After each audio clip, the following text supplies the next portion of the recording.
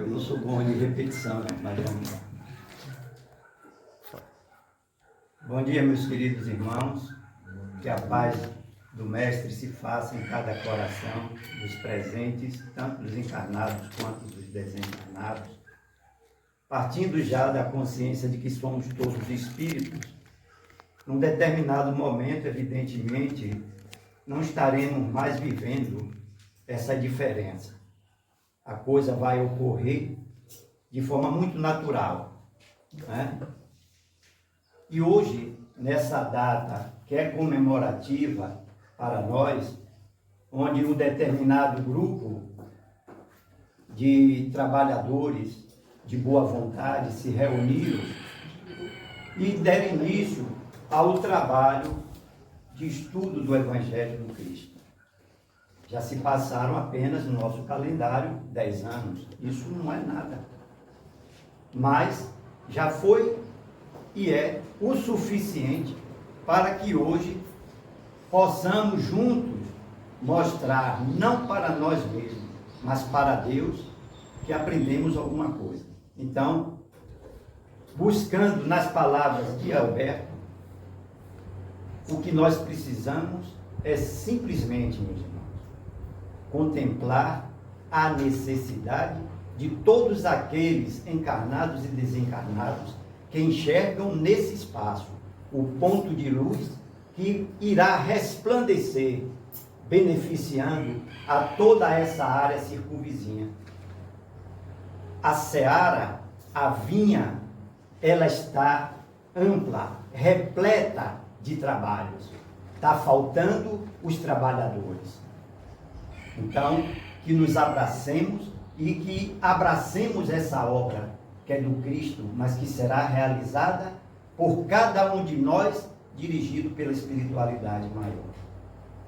Nesta manhã de luz, Deus, na sua infinita misericórdia, através do nosso irmão Chico Xavier, nos brinda com a presença do nosso irmão Paulo de Tarso, onde até o próprio nome nos reflete a reflexão profunda para não desanimarmos e continuarmos na nossa luta, na prática da caridade e do amor ao próximo. Vou ler um trechinho do Evangelho e depois passar a palavra ao nosso irmão, que vai estar fazendo a sua palestra, trazendo mais luz para cada um de nós. Capítulo 7. Bem-aventurados os pobres de espírito. O que deve se entender por pobres de espírito? Bem-aventurados os pobres de espírito, pois que deles é o reino dos céus. Mateus 5,3. Item 2. A incredulidade zombou desta máxima. Bem-aventurados os pobres de espírito, como tem zombado de muitas outras coisas que não compreende. Por pobre de espírito, Jesus não entende os baldos de inteligência, mas os humildes, tanto que diz ser para estes o reino dos céus, e não para os orgulhosos. Os homens de saber e de espírito, no entender do mundo, formam geralmente tão alto conceito de si próprios e da sua superioridade, que consideram as coisas divinas como indignas de lhes merecer a atenção. Concentrando sobre si mesmos os seus olhares, eles não podem elevar até Deus. Essa tendência de se acreditarem superiores a tudo, muito a miúde, os leva a negar aquilo que, estando-lhes acima, os depreciaria a negar até mesmo a divindade. Ou se, concedente em admiti-la, contestam-lhe um dos mais belos atributos, a ação providencial. Sobre as coisas deste mundo, persuadidos de que eles são suficientes para bem governá-lo, tomando a inteligência que possui para a medida da inteligência universal e julgando-se aptos a tudo compreender. Não podem crer na possibilidade do que não compreendem. Consideram sem apelação as sentenças que proferem. aí está para as nossas reflexões. Como sempre, são ensinamentos que oferecem a nós toda uma condição de autoavaliação para efetuarmos em nós a tão necessitada reforma íntima, a qual ainda não estamos dando a atenção, o valor, a importância que deveríamos. Mas estamos caminhando, não vamos desanimar. Coloque um sorriso nesses rostos lindos, porque a luz se faz presente e a gente precisa disseminá-la. Precisamos propagar essa luz. Passo a palavra ao nosso irmão. Seja bem-vindo à casa de estudo Chico Xavier. Me recebe de braços abertos, de coração, de corpo e de alma. Obrigado.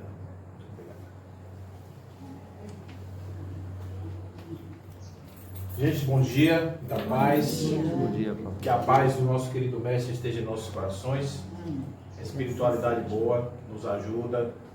A divulgação da doutrina espírita esteja conosco nesse instante, nos trazendo paz e luz no coração. Vocês estão bem? Tudo bem? Eu estou ótimo. Graças a Deus. Nós vamos falar hoje sobre saúde. A gente vai falar sobre cura. E vai falar sobre estudo. Não é isso, Beto? Eu queria agradecer de antemão a vocês pelo convite, estar aqui, uma alegria muito grande estar aqui nesse lugar. Acreditem que para mim, o meu coração, o meu domingo está repleto de alegria por estar aqui com vocês hoje, parabenizando esta casa pelos 10 anos de trabalho, uma célula de luz no meio de uma sociedade tão confusa. A gente precisa estudar, a gente precisa aprender um pouco sobre a vida. A coisa mais difícil que a gente pode fazer em termos de existência é entrar numa estrada sem saber para onde a gente vai. Imagina você pega uma estrada dessa aqui sem saber qual é o destino, o que você vai fazer quando chegar, o que você vai levar no meio da viagem, quais são as dificuldades que você vai enfrentar. Quem faz isso? Você pega um ônibus que tem escrito na frente, a Feira de Santana, você já sabe para onde você vai. Se a viagem for longa, pega aquele lanchinho, bota na bolsa, bota na mala, não é assim? Para a gente comer no caminho. Então faz um planejamento, vou chegar a tal hora, já avisa, já vê mais ou menos se é de dia, se é de noite. Mas a vida, de um modo geral, a gente não faz isso. A gente começa a viver, nasce, e a gente não tem muitos planos em termos da existência, porque falta-nos um componente, que é o objetivo da existência. Por que eu nasci? Alguém já falou assim para a mãe e para o pai: você não devia ter me trazido para cá? Já falou isso? Quando estava zangado assim, na malcriação, falou? Não. Mas menino fala isso, não fala? Você não devia ter me trazido, eu não pedi para nascer. É assim? Eu não pedi para nascer, eu não pedi para nascer. Alguém fala? Pois é, mas a gente pede para nascer, gente. É o que mais faz. A gente às vezes implora para nascer. O espírito está no plano espiritual e ele tem a necessidade de encarnar. E essa necessidade é uma graça, é um benefício que nos é concedido pela bondade de Deus. Para que aqui a gente encontre um corpo, uma casa, uma família, que pode não ser aquela família de margarina, aquela família de propaganda, aquela família de novela, aquela família de filme, aquela família desejada, mas é a família necessária. É claro isso, essa coisa do necessário? Necessário. Bom dia, meu. Bom dia, seja bem-vindo. Sejam bem-vindas. Muito bem. Então, quando a gente começa a entender um pouco sobre o sentido da vida, a gente começa a entender também o que é um corpo físico. O que é um corpo?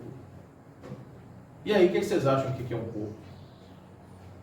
O que vocês podem me dizer? O que seria um corpo? Todo mundo tem corpo. Não é dizer que não sabe o que é um corpo, porque todo mundo tem, né? Usa. O que é um corpo, gente? Sei lá. Hã? O corpo é o quê? Nosso corpo é... Isso é o que? O corpo? É a mesma coisa isso aqui, eu acho. Uma roupa. É. Isso. Pronto, é uma boa definição. O corpo é uma roupa. É. Uma roupa que o espírito veste para experienciar uma passagem aqui na Terra. Então, se não houvesse um depois, se não houvesse nada depois do túmulo, ou seja, a gente morria, acabava, apagava, se fosse assim, o corpo seria algo importante demais para que você pudesse usufruir dele. Então o corpo tem sensações, o corpo experimenta movimentos que são agradáveis. Alguém aqui já ficou apaixonado alguma vez na vida? Levanta a mão aí. Todo mundo. Né? Não é bom ficar apaixonado? Diga se não é. Fala aí, mais hein? É tão bom que passa. Passa. É tão bom, Sabe o que é isso? Passa. Porque o corpo é assim, tudo no corpo passa. A própria alegria passa. Eu tenho uma irmã que ela fala assim, eu estou tão alegre que estou até com medo. Porque quando eu fico alegre, assim, me acontece uma coisa boa, depois sempre vem uma coisa ruim. Olha só. Também fica assim. Não é assim? É. A gente faz isso. Entendeu? Qual é a lógica que tem por trás de nenhuma? Mas a gente faz isso, porque isso é do corpo, isso é da mente. Isso é da nossa ignorância, a forma da gente não conhecer ainda o que é a vida, não saber o que é o sentido da vida, faz com que a gente entre nesses pensamentos, que são pensamentos que levam a gente para um lugar que não é bom. Levam a gente para mal, para ficarmos com medo, ansiedade, aí vem depressão, aí vem síndrome de pânico, vem esses nomes todos aí que os médicos gostam de dar remédio para a gente por causa disso. Então, quando a gente começa a entender que o corpo é uma roupa do espírito, a gente precisa entender como é que o espírito veste essa roupa. Vocês têm ideia de como é que o espírito veste essa roupa? Exatamente. Vamos lá. Você está no plano espiritual e aí deu a vontade de encarnar. Sentiu a necessidade de encarnar. Então, como um ponto de luz, você é chamado a uma encarnação em um determinado lugar, em uma determinada casa, para viver uma experiência dentro de um determinado ambiente. Você está nesse lugar, porque esse lugar é o melhor para você. Mas que corpo eu vou ter? O espírito, ele começa com a sua mente a plasmar o corpo que ele terá. Eu serei como? Que tipo de coisas o meu corpo carregará? Que tipo de marcas o meu corpo terá em mim? Então eu vou contar para vocês uma história que está num livro muito interessante chamado Memórias de um Suicida. Nesse livro de Dona Ivone Amaral Pereira, ela contando como era a reunião desses espíritos depois de terem cometido suicídio, eles passaram por uma situação de tormento muito grande e agora eles estão se preparando para reencarnar. E um deles matou a namorada com as mãos. Apertou o pescoço da bichinha até ela morrer. E ele ficou num sentimento de culpa imenso por causa disso. Terrível.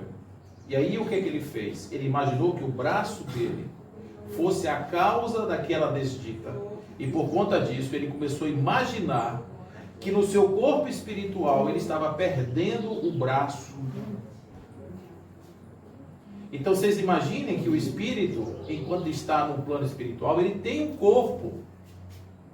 Porque os videntes, os médiuns videntes, eles estão vendo esse corpo. Quando o espírito aparece, a pessoa vê o espírito, vê o corpo, vê uma pessoa, espiritualmente falando. Então este corpo que está ali revestido, que está trazendo essa forma e essa representação, é criado pela mente do espírito. O espírito cria esse corpo. Então a pessoa não pode reclamar de ser gordo, de ser magro, de ser alto, de ser baixo, de ser negro, de ser branco, de ser amarelo, de ser vermelho, de ser índio, porque de algum momento ele desejou isso.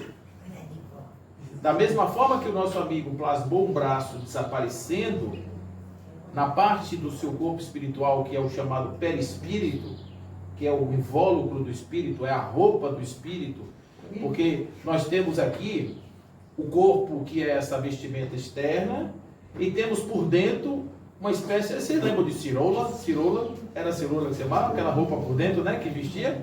Então, nós temos uma espécie de cirola, que é o perispírito, que reveste o espírito. Quando a gente desaparece aqui da terra, morre, vamos para o plano espiritual carregando, não esse corpo, porque esse corpo fica aqui, mas nós vamos carregando eu, espírito, e um perispírito, que é essa espécie de cirola que reveste o espírito.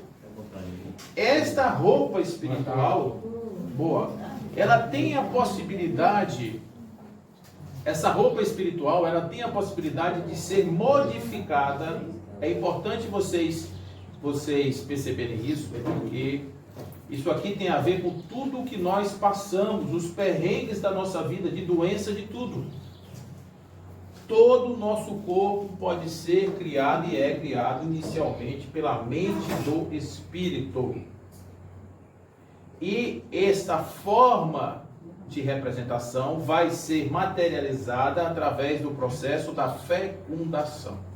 Quando o papai e mamãe resolvem fazer um filho, aquele material que é usado para fazer a criança, a parte do pai e a parte da mãe, eles são selecionados em função da necessidade que eu tenho de mostrar neste corpo características que são compatíveis com o que eu pensei. Então eu penso, eu crio um projeto do corpo e papai e mamãe fabricam esse corpo para mim. É mais ou menos assim que funciona. No momento em que está acontecendo ali a fecundação, a concepção, naquele momento, que é o primeiro momento da vida, quando o gameta masculino e o feminino se encontram para produzir um corpo, naquele momento inicia a encarnação. Então a gente começa a viver, começa a desenvolver o nosso corpo a partir deste encontro, do papai e da mamãe ali dentro do útero. Certo? Bom, o que a gente carrega nesse corpo? Nossa forma, a gente carrega os nossos desejos, nossos anseios, carrega nossas memórias ancestrais, porque nós já vivemos outras vidas. Vocês sabiam que vocês já viveram outras vidas? Quem vocês foram em vidas passadas, agora não interessa. Mas interessa dizer que dentro da cabeça de todos nós existe uma memória que a gente não acessa facilmente, que é relativa às vidas que nós vivemos no passado. O espírito Joana de Ângeles chama isso de inconsciente coletivo, aonde nós temos essa memória ancestral gravada. E temos também no nosso inconsciente outras coisas. Isso é importante, que são as coisas dessa vida. Alguém lembra aqui da infância? Quem não lembra da infância? Levante o braço. Não lembra de nada.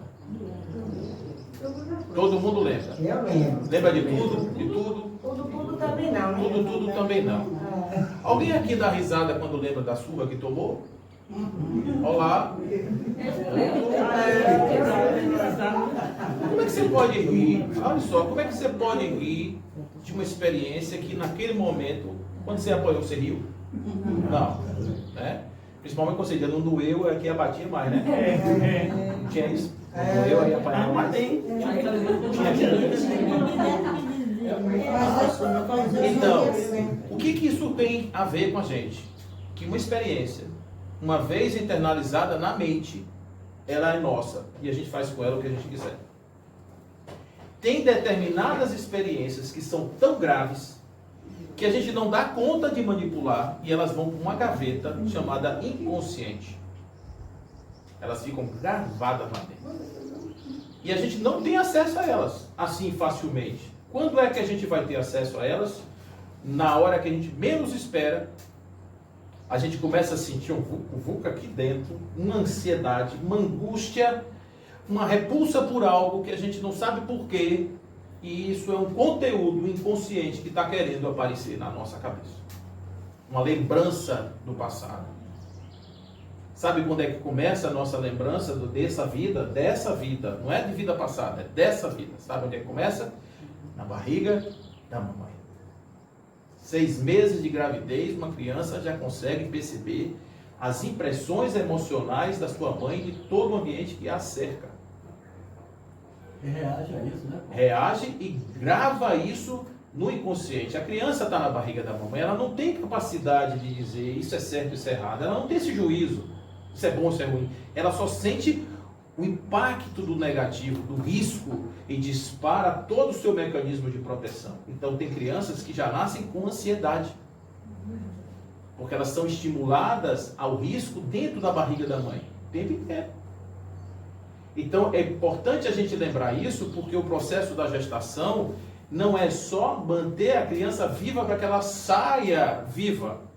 A gestação tem a ver com a criança sair inteira, do ponto de vista psicológico, do ponto de vista biológico.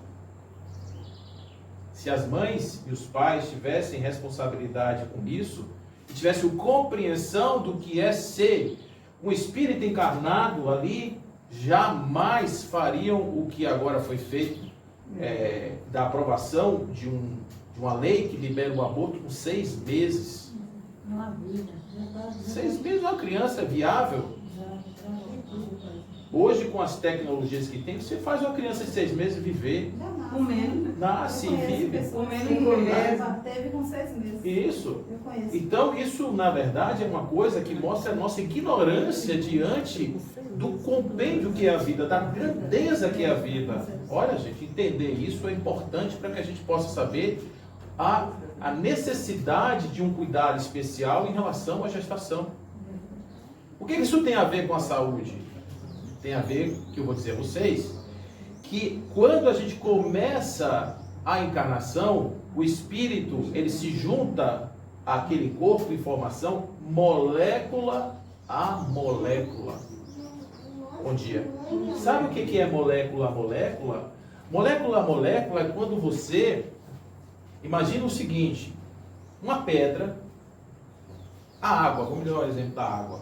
A água, ela é composta de uma molécula que tem 2 partes de hidrogênio e uma parte de oxigênio. Por isso se chama de H2O. Né? Essa fórmula da água. Isso é uma molécula. Então está antes da matéria. Você quando forma a molécula, você forma a molécula para produzir uma matéria. Então o que nós estamos querendo dizer? É que a conexão do espírito com o corpo é energética, antes de ser material. Quem aqui acha que o espírito entra no corpo? Bom dia. Bom dia. Também. Quem que acha que o espírito entra no corpo? Quem assistiu Ghost, o outro lado da vida?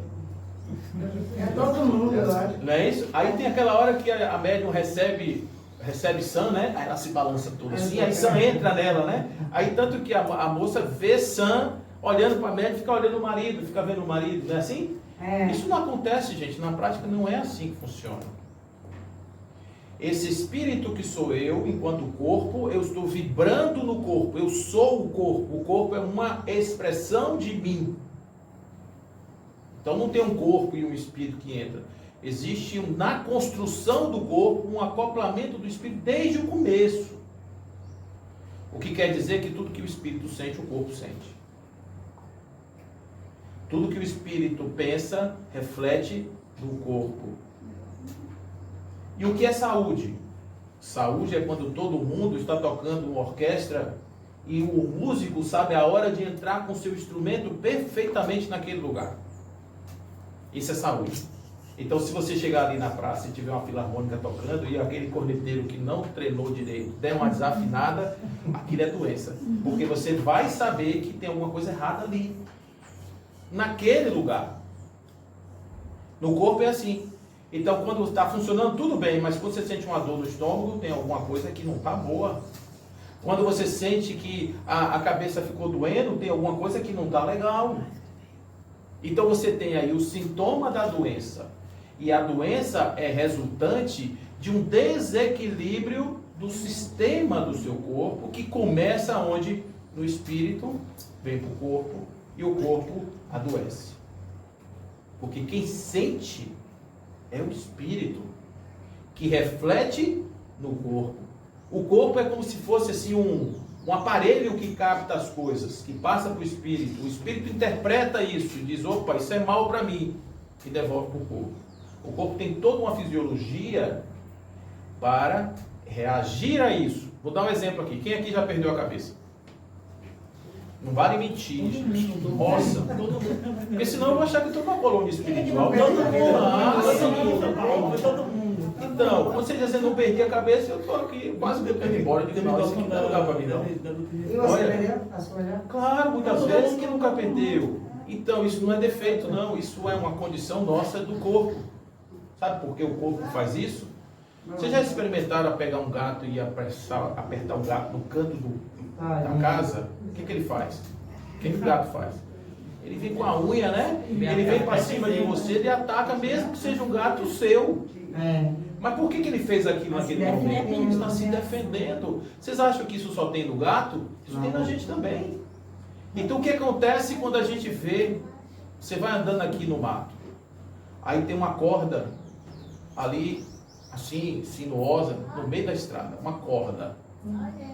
Mas você está distraído, está ali olhando o zap, e de repente viu aquele negócio ali, imediatamente o que é que sua cabeça pensou? Uma cobra. É uma cobra. Quem é que vai olhar assim direito para dizer, é cobra ou não é cobra?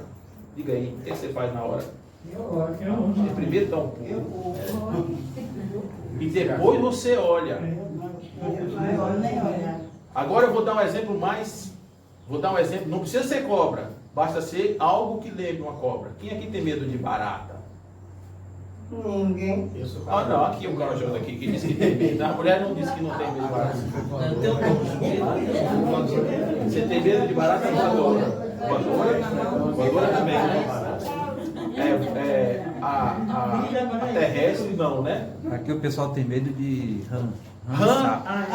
De sapo? Quem tem medo de sapo? Pronto.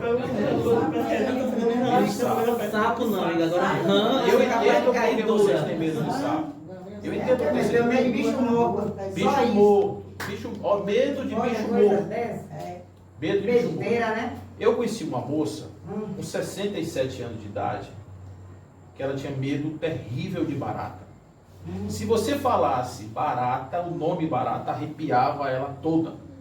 Ela não podia nem repetir essa palavra. É aquele bicho, você sabe quem. Não dizia nem o nome. Tamanho medo. Já era avó. Mas por que ela tinha esse medo? Ela tinha esse medo porque ela, quando era pequena, tinha 4 anos de idade, a babá pegou uma barata, botou dentro de uma caixa de fósforo e botou na fronha, junto do travesseiro, junto da cabeça dela, e disse: se você não dormir, essa barata vai te comer. Oh, Deus. E ela lembrava disso, um evento traumático, ela lembrava disso. E aí ela foi para o tratamento. Nós estávamos todos numa sessão de terapia conjunta, e ela estava ali no centro com o professor que estava ensinando a técnica lá de dessensibilização, e ele virou e disse: como era o nome dessa babá? Olha, 63 anos antes. Aí ela disse: o nome é Idalina. Aí ele virou assim para ela e disse: Idalina? Nunca mais, Idalina. Nunca mais faça isso com essa menina. Você não está vendo que você vai botar medo na menina? Ele não tinha Idalina nenhuma ali. Ele estava defendendo aquela mulher ou aquela criança? A criança. Ele estava falando para a criança dela, que estava viva dentro dela. Porque era a criança que estava lembrando da barata. Não era uma mulher de 67 anos. Olha como é que a gente guarda as coisas, gente. A gente guarda medos infantis dentro da gente. Aqui na região, por exemplo, nós temos muitas coisas dos chamados trabalhos, onde o sapo é um agente de trabalhos espirituais que alguns fazem, que diz que bota o nome da pessoa na boca e costura a boca do sapo. Não tem isso também que faz? Não é isso? Então, o sapo, ele tem a mesma simbologia. Se você for olhar a barata tem dente? Não, eu sabe. Não. A barata tem, assim, garras? Luta karatê? Não. A barata tem veneno? Não. Não. A barata tem raio laser? Quando olha para você assim, ela solta um raio laser na antena dela? Não. Então qual é o motivo de você ter medo de algo que não tem nada que possa te ofender? Um animal morto. Qual é o medo que você deve ter de um animal morto? Porque o animal morto não faz nada. Então se você for olhar, o medo ele deveria ser de algo real. Mas quando você imagina um medo fictício, é porque não é o objeto que está te causando medo. Ele só está te lembrando de algo que em você te causa medo. Minha mãe na minha barriga, na barriga. Tá vendo? Entendeu? Então, isso passa, gente, de filho, de pai para filho. Ainda tem mais essa. Não. Eu tenho uma prima que, aquelas velhas histórias, se você fizer isso assim, o velho do saco te leva embora. E lá a minha tia costumava dizer sempre isso. Quando foi um dia, esse pessoal que pede campanha do quilo, um senhor bateu na porta com um saco na mão. Ela teve uma crise nervosa tão grande que ela desmaiou, teve que ser internada. Passou 3 dias internada por causa do susto. Quando ela abriu a porta, que o homem estava com o saco, tadinho, na campanha do quilo, ela caiu dura, e ninguém entendia por quê. Quem caiu foi a criança que achou que o velho do saco ia carregar. Ia carregar ela. Ela não parou para pensar que ela grande não cabia no saco do velho. A mesma coisa que quando você vê uma barata, vê um bicho morto, você não imagina que aquilo não vai te causar mal nenhum. Como é que isso funciona? Aqui na cabeça da gente, no meio aqui da cabeça. Tem um negocinho pequenininho chamado amígdala, que ela grava nossas experiências traumáticas aqui no meio. E aí o que ela faz? Quando a gente vê uma coisa que nos lembra um evento traumático, essa bichinha funciona e diz assim para a cabeça: não pense não, que quem vai agir aqui sou eu. Pule primeiro e reveja a cobra depois. Primeiro você salva a sua vida e depois você raciocina. Então você diminui a capacidade de pensar e aumenta a sua capacidade de reagir. Então você aumenta o batimento cardíaco, você fica com a boca seca, você tem problemas intestinais. Quem aqui, quando tem nervoso, fica com vontade de ir no banheiro? Olha lá. Por que isso? Ó, o organismo, sabe o que ele faz? Ele libera tudo que gasta energia. Ele diz assim: agora é liberar tudo porque eu preciso de energia para fugir. O corpo age assim, gente. Esse corpo físico nosso funciona assim, por mais civilizado que você seja. Então, o que é importante você saber disso? É que na hora que você perceber que você está perdendo o seu controle, você só tem 5 segundos para reagir. Passou 5 segundos, esqueça que você não tem mais controle sobre o que você vai fazer. Alguém pode matar uma pessoa. A pessoa nunca imaginou na vida que fosse fazer. Aí escovou o dente, tomou café, pegou o carro, saiu tranquilo, cantando, e ali o cara deu uma fechada. Aquilo lembrou dele, uma fragilidade dele, e ele ficou zangado com que a pessoa saiu, foi para lá, então... Olha aí o desgaste.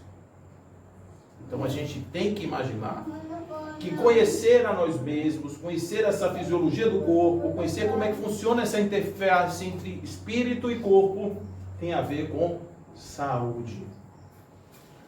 Aí a gente vai falar sobre a doença e a cura. O que é a cura? A cura é o restabelecimento do meu organismo. É como se o maestro chegasse ali para o corneteiro e dissesse: corneteiro, você está tocando a música errada, toma aqui a partitura nova. E ele passa a tocar certo. O organismo, ele funciona como uma orquestra. Quando está desafinado, é a doença. Quando está tocando ok, é a saúde. E como é que acontece a cura?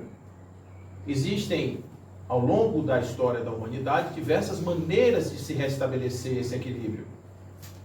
Então, uma das formas primitivas era evocar a figura dos deuses, ervas, simpatias, que eram utilizadas para que a pessoa, de certa forma, se curasse.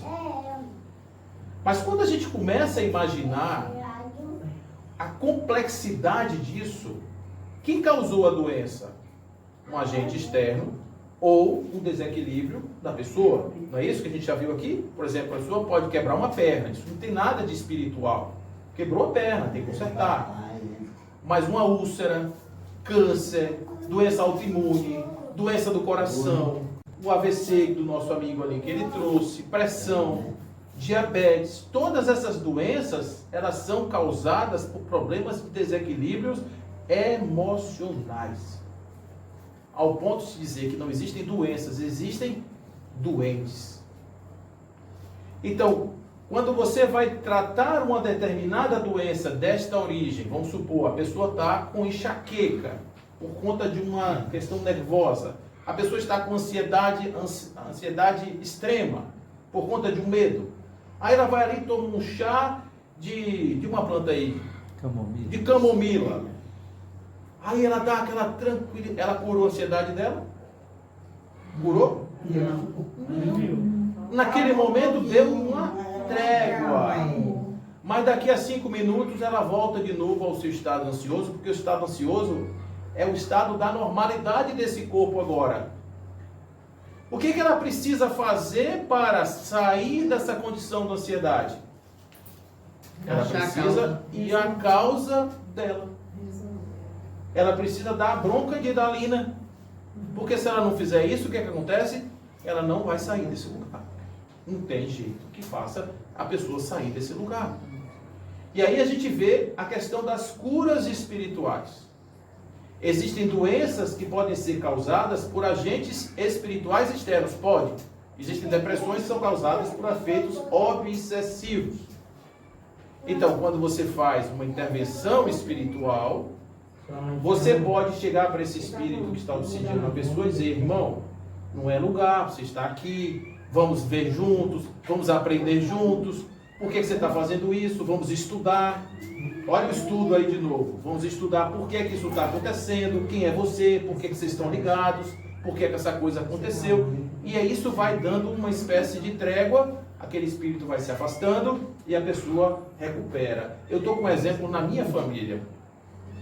Uma tia minha entrou no estado de quase loucura. Perdeu completamente o juízo. Completamente o juízo. E foi para os médicos. E os médicos começaram a dar remédio. E um dia... acaba com a pessoa. Pois é. E um dia eu estava em casa e recebi uma pancada. Recebi uma pancada que me levou, naquele mesmo momento, a ir buscar quem? Livro dos Espíritos e o Evangelho. Foi absurda a vontade de fazer isso. E aqui tem uma oração, que é uma oração para o obsidiado. E me deu aqui a coisa de fazer para ela, 5 horas da tarde. Eu fui lá para o meu gabinete, fiz a oração, trouxe o processo. No dia seguinte, a filha dela me disse: olha, ela acordou melhor.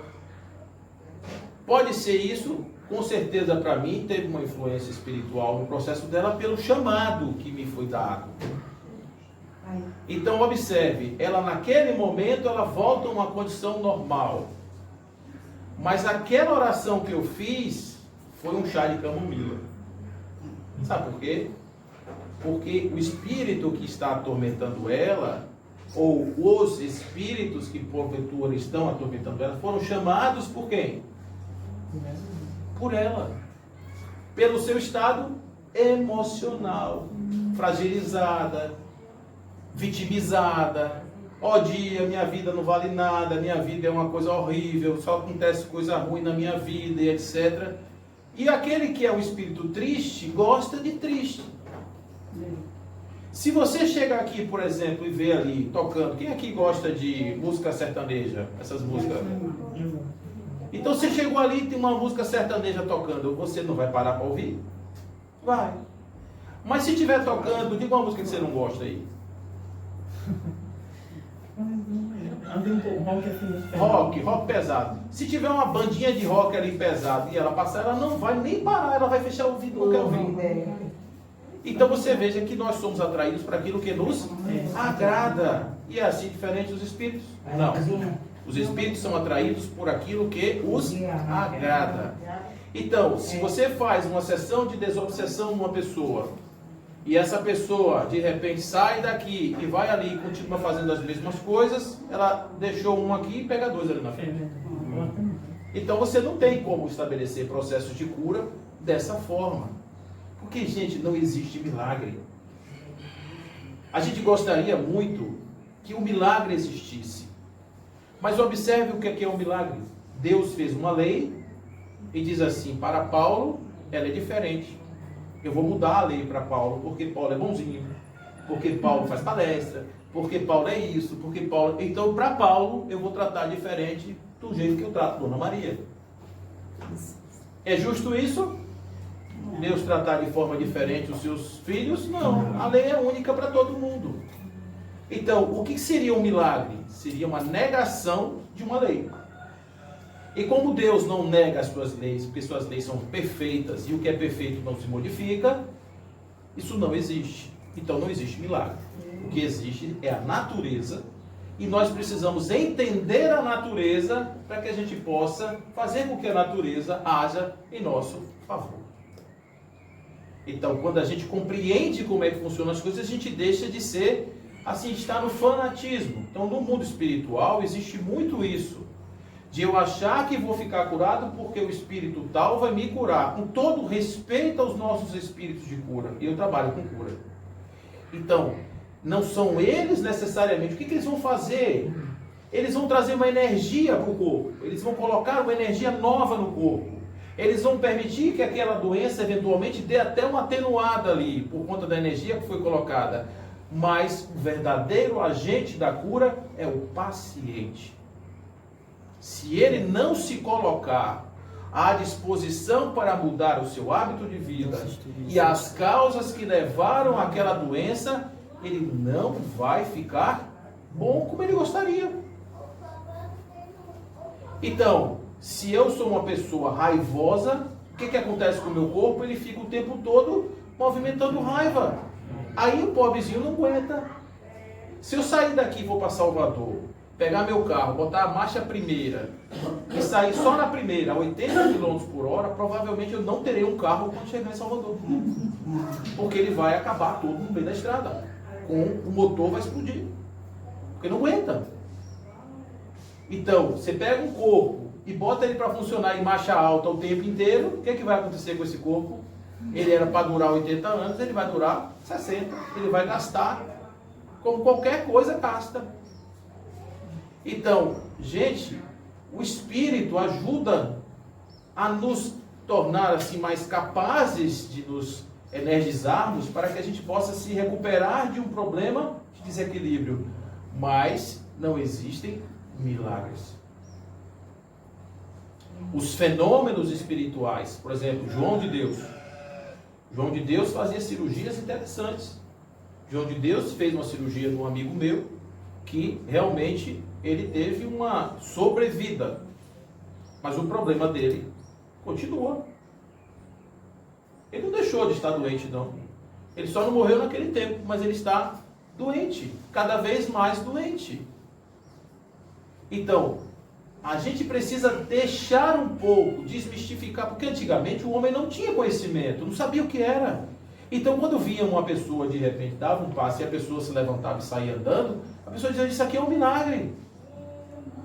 Mas, às vezes, a pessoa não está andando por um problema emocional.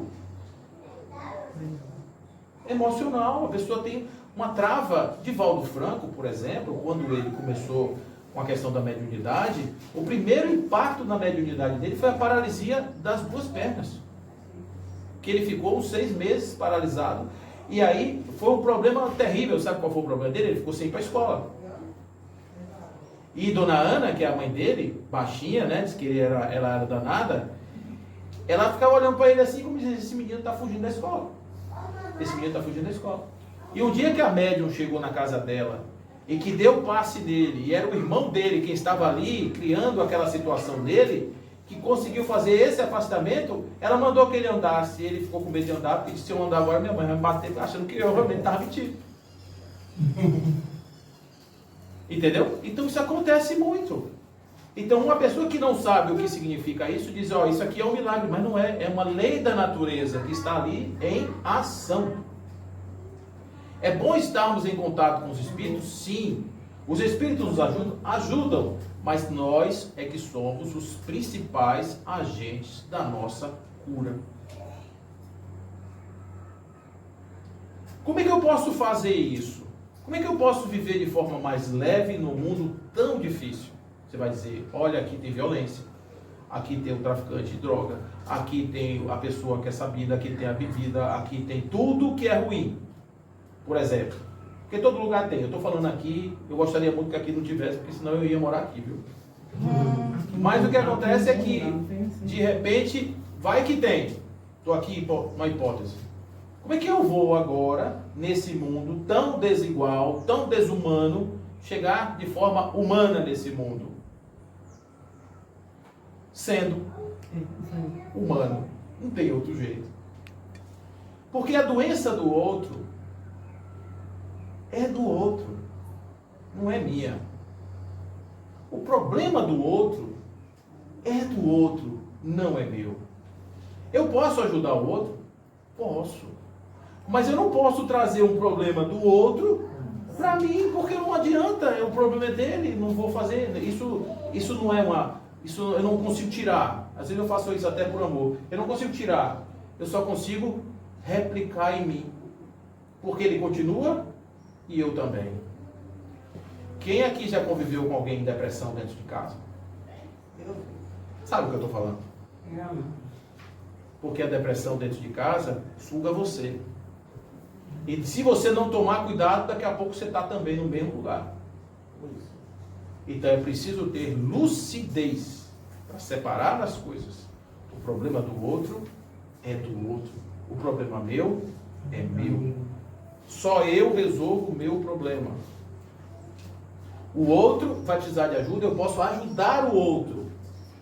Mas de uma forma que eu consiga ajudar sem ser ou me transformar em uma pessoa doente. Tem um filmezinho aí da Disney que é muito legal, que chama Frozen. Frozen, que as crianças adoram, né? Das meninas do gelo. Ela fala sobre depressão. É porque a gente não percebe isso. Mas a menina, que é a rainha lá, que está escondida, que toca as pessoas, ela é uma pessoa fria, por isso o gelo. Porque a depressão faz as pessoas ficarem sem emoção externa. E toda a pessoa que ela consegue tocar, a pessoa também endurece o coração. A única coisa que muda isso foi o quê? Quem lembra? Quem assistiu o filme aqui? Vou dar um spoiler aqui. O amor. Quando o amor aconteceu, aqueceu o coração daquela pessoa e o feitiço foi desfeito. A mesma coisa acontece na vida da gente. A mesma coisa. É o amor. Você quer ajudar uma pessoa amorosamente? Você vai, você ajuda, deixa essa pessoa seguir seu caminho. Mas você não traz isso para você. Se você tiver um avião, você está com uma criança e o avião começou a balançar muito, o piloto diz assim: senhoras e senhores, estamos passando por uma turbulência. Aí o povo já começa a tremer. O que é turbulência? Vai cair, não vai cair? O avião fica batendo, balançando. Hã? Se jogam. Não, gente que fica. Chico tem uma história. Eu imagino, Chico Xavier, tá ali, ó, que não vai me deixar mentir. Ele tá no avião, o avião começou a balançar, e ele começou a, meu Deus, começou a entrar em desespero. Aí Emmanuel apareceu e disse: o que é isso que está acontecendo com você? Ele disse: o avião vai cair, eu vou morrer. Então morra com dignidade, rapaz. Morra com dignidade. Ele está vendo o negócio dele? Imagina. Então, quando o avião está balançando, o piloto diz: estamos passando uma zona de turbulência, as máscaras vão cair na sua frente, máscara de oxigênio. Primeiro coloque na criança e depois em você. Ou primeiro em você e depois na criança. Desculpa, é o contrário. Primeiro em você e depois na criança. Sabe por quê? Porque se você for botar na criança e desmaiar, você não bota na criança e nem você. Primeiro você bota em você, para você ficar vivo, e depois você bota na criança. Parece uma perversidade, mas não é. Comigo também assim, não estou guardando, porque eu falo assim, primeiro almoço, porque eu vou estar forte para estar alimentando as meninas. Eu falo, você é apontando, Pense um negócio desse. Pense. Basicamente eu fazia o contrário, mas eu ficava enraivada dando a comida, porque não queria comer, eu ficava consistindo e eu estava com fome. eu faço rápido. Aí eu mudei a técnica, eu como logo. Sim. Mas depois já dei com calma. E aí tem paciência, né? Olha aqui, esse exemplo é um exemplo bom, gente. Você dá comida com calma, você tá mais, você não fica com Tá ansiedade, mais forte para aguentar. você tá mais forte. Mas eu, inclusive, eu não tinha paciência para dar Não. comida, porque eu estava com fome. Então isso é bom, porque você consegue, a partir dessa dinâmica, você ter mais condição de ajudar o outro. É verdade. Você só pode dar o que você tem, gente. Não adianta você querer dar o que você não tem. É o quê? Você gastou seu dinheiro todo. Aí chega uma pessoa pedindo R$5, você tem para dar? Não tem, não adianta. Tem uma passagem no Evangelho, vocês que estudam aqui o Evangelho, tem uma passagem no Evangelho que eu gosto muito, que é a passagem da figueira que secou. Eu vou só lembrar. Jesus vem com seus discípulos e ele chega diante de uma figueira. O que essa figueira tem? Folhas. Muitas folhas. Aqui por aqui tem figueira? Não? A figueira tem uma coisa interessante. A figueira só dá folhas quando vai ter fruto. Quando ela não tem fruto, ela fica seca. Ela fica seca. A figueira estava cheia de folhas. E o evangelista diz, não era tempo de figos. Olha que coisa. Tinha folha, mas não tinha fruto. Estava certo ou estava errado? Estava errado, porque está fora da natureza. A natureza é, se você tem folha, você tem fruto. O que é que Jesus pensou? Ah, tem uma figueira com folhas. Eu vou comer os frutos, porque eu estou com fome. A figueira se apresentou para ele dizendo, tenho frutos porque tenho folhas. E ele disse, me dá seu fruto porque eu estou com fome. Quando ele chegou lá, tinha fruto? Não, só tinha folha. E aí ele ficou um tanto zangado e disse que ninguém mais coma fruto de ti. No dia seguinte, quando eles passaram, os discípulos disseram para ele, mestre, olha aqui a figueira que tu amaldiçoaste.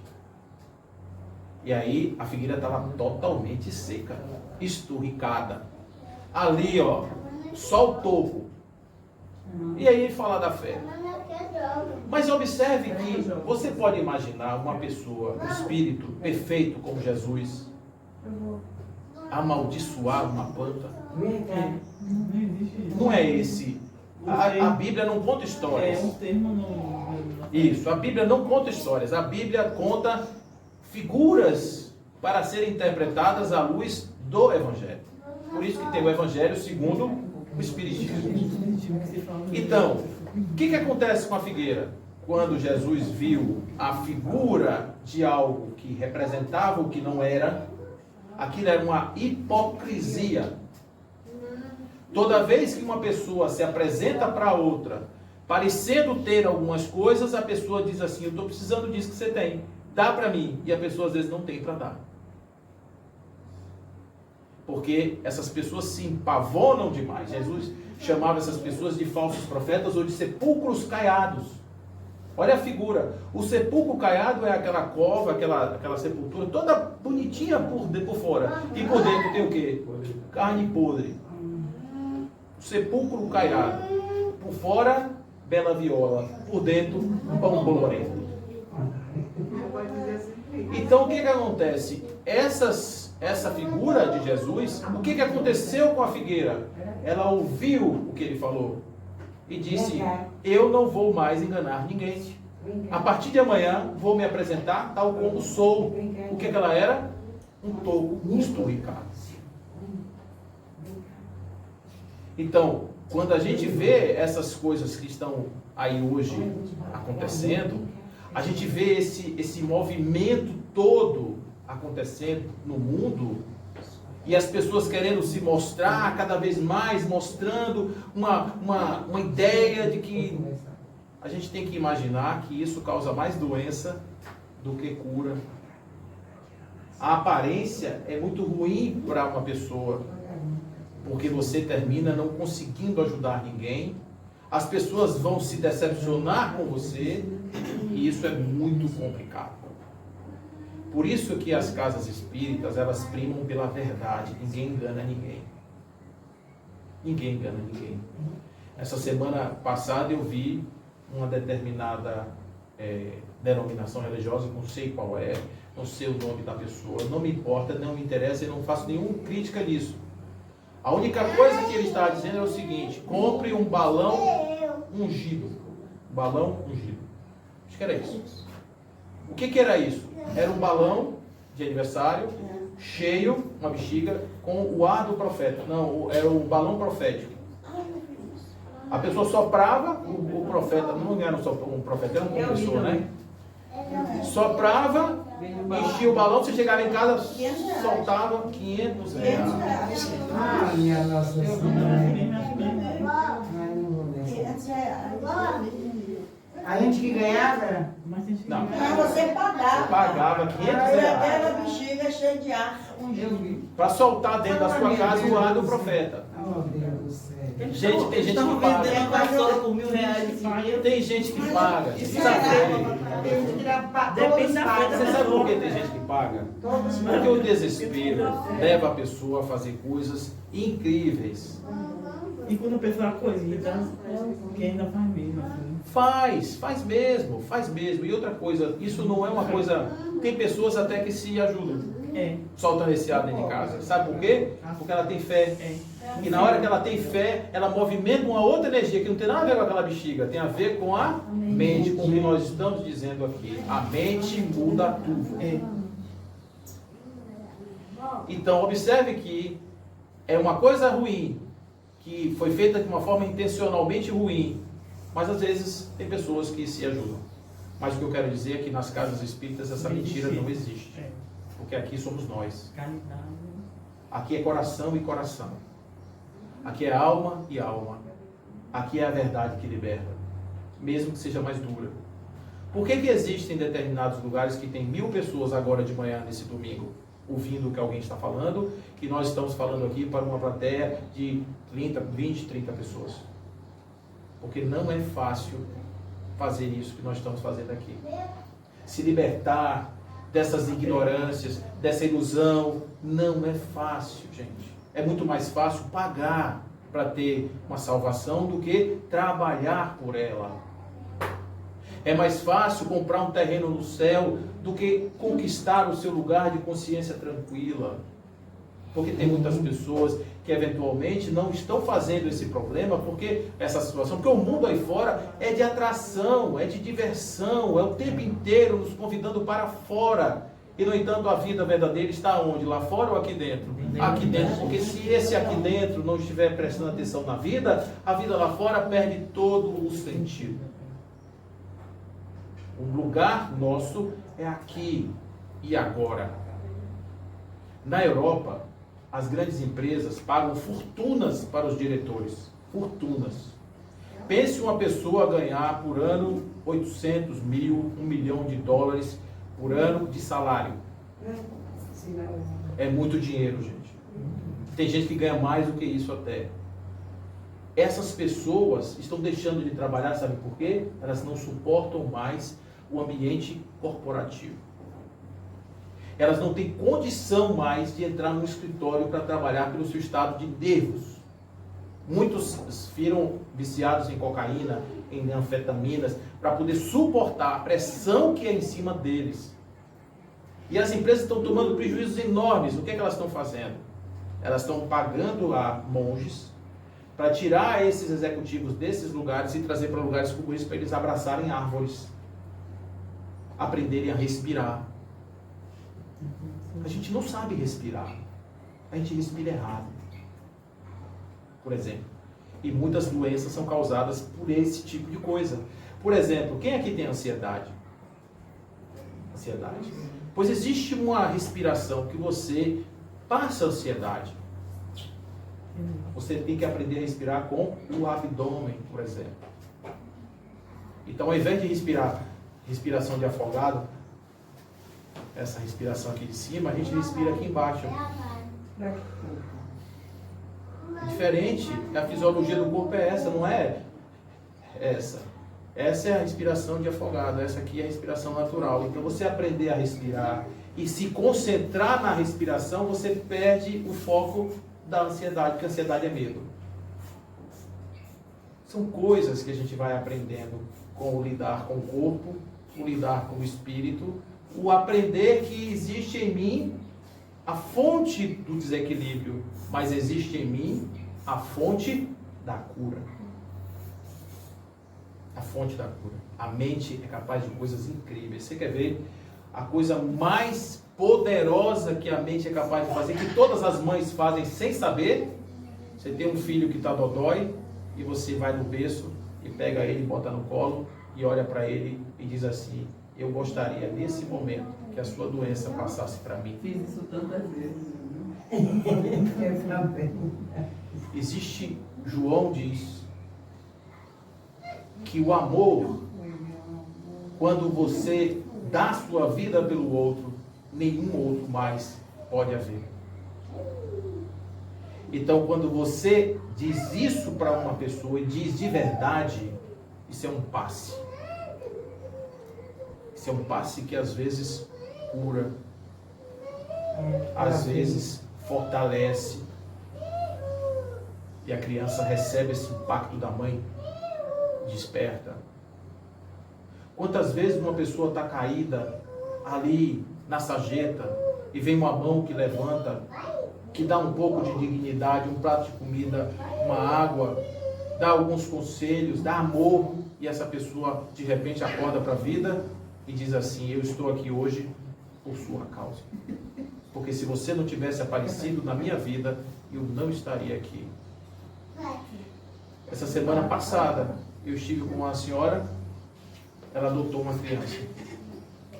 E quando ela foi adotar essa criança estava há uns dias, se muito, de morrer, de inanição. Ela estava no estado de desidratação profunda. Essa mãe resolveu adotar essa criança, levou para o hospital, deu toda a proteção e ela viveu. E ela criou essa criança como filha adotiva distante. Porque toda vez que ela fala da filha, ela diz assim: criei como se. Quando eu digo como se, não é. Você concorda? É. Ato falho, né? E hoje tem um problema das duas de relacionamento. A filha não aceita muito a mãe fica mais assim com a filha. E a filha diz, talvez assim, negue o fato dela não ter sido filha mesmo da outra. Quando ela estava me contando isso, veio assim muito claro na minha cabeça. Ela é mãe dela. Mas como pode ser? Ela é mãe. Porque mãe é quem dá o quê? A vida. Em primeiro lugar. Se ela não existisse, aquela criança não teria vivido. Ela só viveu porque alguém deu vida a ela. Isso é mãe. Não importa se não saiu da barriga. A minha maior ato que tem. Então, gente, olha, são tantas coisas pequenas, miúdas, que a gente não dá importância. Porque a gente fica esperando que venha de fora e a gente não olha para dentro. Então, meu recado aqui para vocês hoje é: estudem, para vocês compreenderem a grandeza que é o Espírito, para vocês entenderem como é que vocês podem se empoderar, mesmo tendo uma vida mais simples, uma vida mais cercada de um universo que não é o de Chico Xavier, porque o Chico Xavier era longo, extenso demais para todos nós. Mas nesse meu microcosmo, nesse meu pequeno ambiente, eu tenho muito o que fazer por mim e pelo outro. Mas eu tenho que fazer isso por mim também. Porque se eu não fizer por mim, isso não é egoísmo. Egoísmo é se você tiver uma comida, um prato de comida, você comer sozinho e deixar o outro com fome. Isso é egoísmo. Mas se você chegar ali no prato de comida e dividir, os dois estão com fome, os dois comerem, isso não é egoísmo, isso é caridade. Olha como é diferente. Então vocês estão de parabéns por terem resolvido fazer um movimento mais difícil, mas é libertador quando você entende o significado disso. Quando você entende o que você pode levar de tranquilidade às pessoas, quando você dá uma palavra de conforto, quando você dedica seu coração, quando você transmuta sua energia, isso é vida. E nesse momento, você está dando parte de você para gente que às vezes você nem conhece. E faz com que aquela pessoa de repente nunca mais esqueça. Uma vez eu entrava num centro, aqui em Feira de Santana, e um rapaz veio me abraçar. E eu não sabia por quê. E ele disse: eu estou aqui hoje porque você salvou minha vida. Eu não sei por quê. De novo, eu não sei por quê. E ele foi me dizer por quê. Porque eu estava fazendo uma palestra no Centro Espírita de Salvador, e eu, falando sobre algumas coisas, eu disse: nós precisamos aprender a nos casar conosco. Eu preciso aprender a me casar comigo mesmo, a ter cuidado comigo, a cuidar um pouco de mim. E quando ele ouviu isso, aquilo mudou a vida dele. E eu não sabia que ele estava lá, eu não conhecia o problema dele, eu não tinha a menor ideia, ele podia nunca mais se encontrar comigo. Mas aquela pessoa, naquele momento, resolveu se casar com ele. E ele disse para mim: quando você falou isso, eu resolvi casar comigo. E eu casei comigo. Estou aqui hoje, graças a esse casamento. Então, às vezes, a gente não pensa, não acha que o que a gente faz é tão pequeno, isso é nada, absolutamente nada. E não tenho nenhum mérito no casamento dele, porque quem se casou foi ele. Eu só dei uma ideia. Mas todo o mérito dele estar vivo é dele. E assim também a gente pode viver todos os dias. A doutrina espírita nos ensina a reencarnação. Mas a religião tradicional nos ensina a ressurreição. Vocês sabem a diferença de um para o outro? Sabe a diferença entre reencarnar e ressurgir? Ressurgiu o mesmo corpo, mas reencarnar. Isso. Quando eu vou ressurgir, eu estou no mesmo corpo. Quando eu estou reencarnando, eu estou em um corpo diferente. Reencarnar é o espírito que muda de corpo. A ressurreição é a vida de volta àquele corpo. Mas o espírita também fala, e eu falo muito na ressurreição. Sabe por quê? A gente morre todo dia que dorme. Dormir é como morrer. Você perde a consciência. Não vê nada, né? Você não vê nada. Você vai viver num mundo que não é esse, que é o seu mundo dos sonhos. Parecido. Não é igual, mas é parecido. Mas no dia seguinte, você abre o olho, você é a mesma pessoa, mas é outro dia. Isso é ressurreição. Você volta de novo, a sua consciência, e você pode fazer tudo diferente. Vou fazer uma pergunta aqui para vocês. Se você quiser hoje perdoar as pessoas incondicionalmente, amar as pessoas incondicionalmente, se você quiser fazer tudo o que Jesus pediu para a gente fazer, a minha pergunta é: quem te impede de fazer? Eu mesmo. Eu mesmo. Então, o dia de hoje é o dia para você tomar decisões na sua vida. Se você pode, faça. Eu hoje, a partir de hoje, eu vou perdoar e vou. Tomei uma decisão, só depende de mim. Eu vou conseguir? Bom, não sei. Você vai tentar. Pelo menos já é um grande avanço. E você vai tentar hoje, vai cair amanhã, vai tentar de novo até a hora que você conseguir. Isso é perseverança. Não desista. Porque você tomou uma decisão que vai mudar a sua vida. Percebe, gente? Por isso o apóstolo Paulo dizia assim: morro todos os dias, mas quem renasce em mim não sou mais eu, mas o Cristo que renasce em mim. Morro todos os dias, mas quem nasce em mim não é a mesma pessoa que eu era ontem, mas é um novo ser disposto a evoluir, crescer e ser melhor. Que o amanhã e o hoje nosso seja o tempo da nossa ressurreição e seja o tempo do despertar desses espíritos que somos nós, porque aí fora tem muita gente precisando de pessoas disponíveis para dar o que tem. Que assim seja. Assim seja, assim será.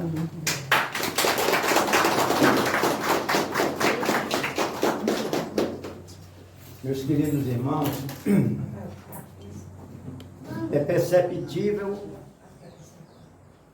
o quanto que foi potencializada a luz que aqui se fazia quando do início dos nossos trabalhos. E agora que chegamos à finalização desta fase, esta luz, ela não cabe mais só aqui dentro. Ela transcende a todos os espaços que compreende este distrito e vai além. Porque o Cristo está presente e a luz do Cristo é infinita. Não é necessário acrescentar absolutamente nada do que foi dito por esse emissário de Francisco Cândido Xavier, para contemplar a todos aqui presentes, trazendo a nossa consciência de que não deveremos esmorecer diante das dificuldades que certamente existem e existirão, mas que serão dissipadas pela luz que se faz neste ponto de luz que nos liga à espiritualidade. É daqui, da Casa de Estudo Bezerra de Menezes. Desculpe, Chico Xavier. É porque o Bezerra, ele está presente também. É o colaborador nato, é mentor, assim como Chico. E é preciso abrir as nossas consciências, os nossos corações, para podermos internalizar de fato toda essa misericórdia divina em prol de cada um de nós e de todos aqueles que nesse momento não é dado a todos ver, mas que não deixam de se fazer presente.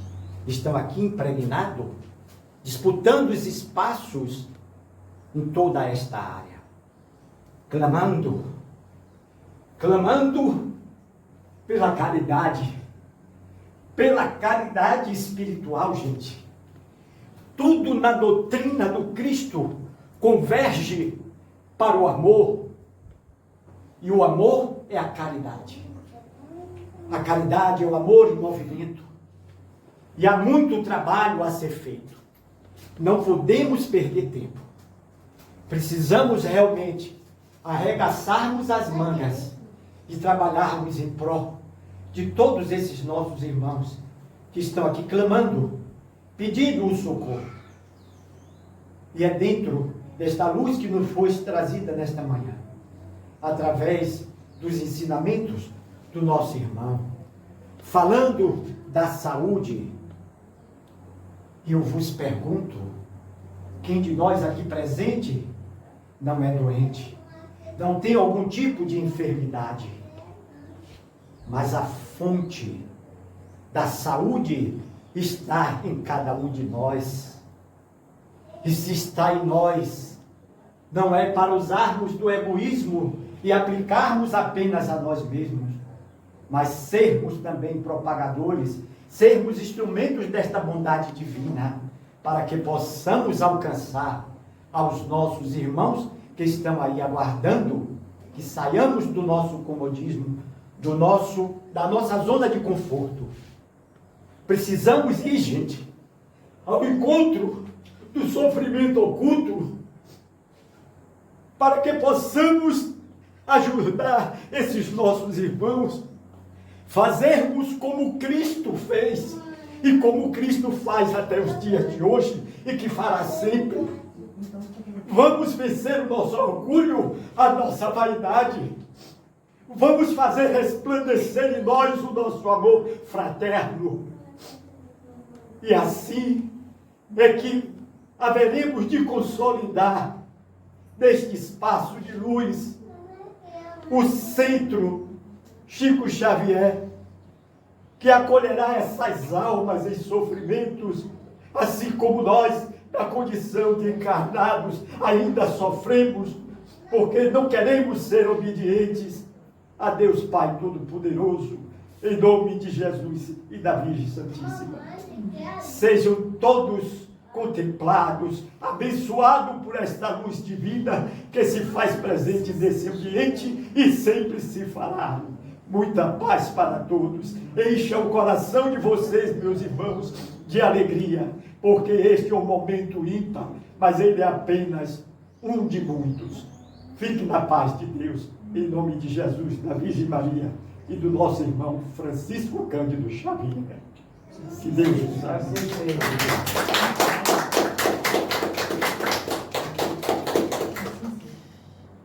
Obrigado, Deus.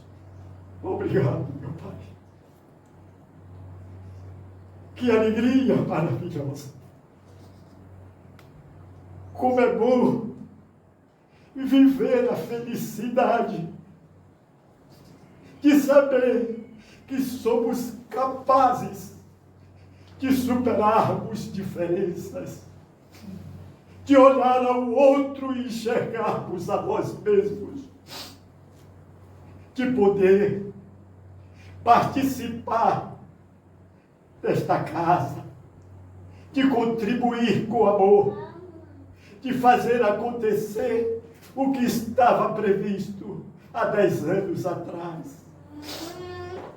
Como é maravilhoso, Senhor, aqui está, e ver que aos poucos vai se consolidando o sonho de muitos dos nossos irmãos que não se fazem mais sobre a matéria, mas que, no entanto, nunca deixaram de compartilhar dentro da condição das limitações de cada um, mas através daqueles que são os seus entes queridos, não apenas ligados pela consanguinidade, mas em especial pelos laços que unem os espíritos que comungam dos mesmos ideais, libertadores da matéria que nos oprime, desta matéria que nos limita, mas que temos, por misericórdia de Deus, a eternidade para vivermos como os espíritos estudiosos desta grande doutrina de amor. Obrigado, meu Deus, muito obrigado.